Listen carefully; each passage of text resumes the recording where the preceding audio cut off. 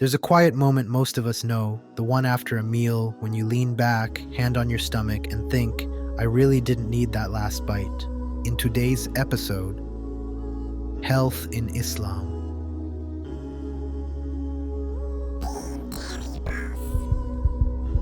Bismillahir Rahmanir Rahim.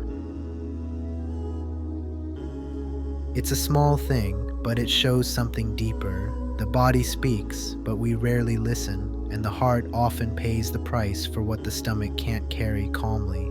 Allah says in the Qur'an, "Kulu washrabu wa la tusrifu," eat and drink, but do not be excessive.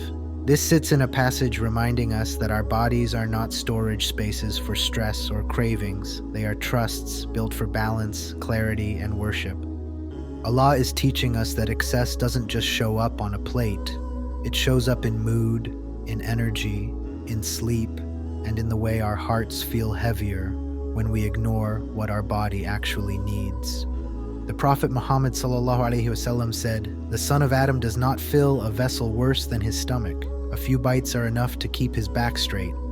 He ﷺ wasn't giving a diet plan, he was giving mercy. He was teaching us how to feel lighter, think clearer, and live with a body that supports our worship instead of slowing it down.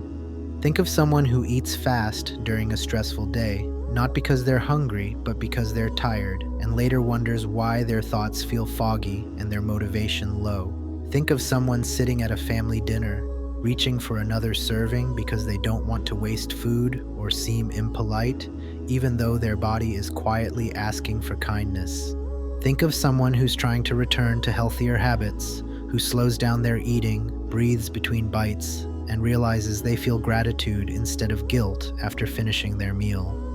We all know how easy it is to use food as comfort, distraction, reward, or escape, and how it can leave us feeling heavier in every sense, emotionally, mentally, spiritually.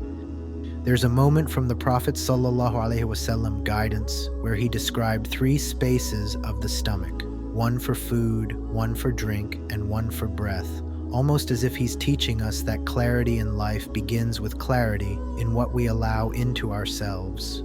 Health in Islam is not chasing perfection, not counting calories obsessively, but practicing moderation out of love for the body Allah trusted us with, and treating nourishment as a form of worship.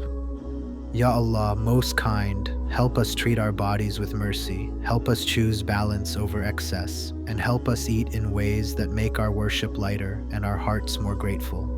If this reminder nudged you toward a gentler way of eating today, share it with someone who might need a little compassion toward their own body. Subscribe for more. Deen Daily Pulse. The heartbeat of the Ummah.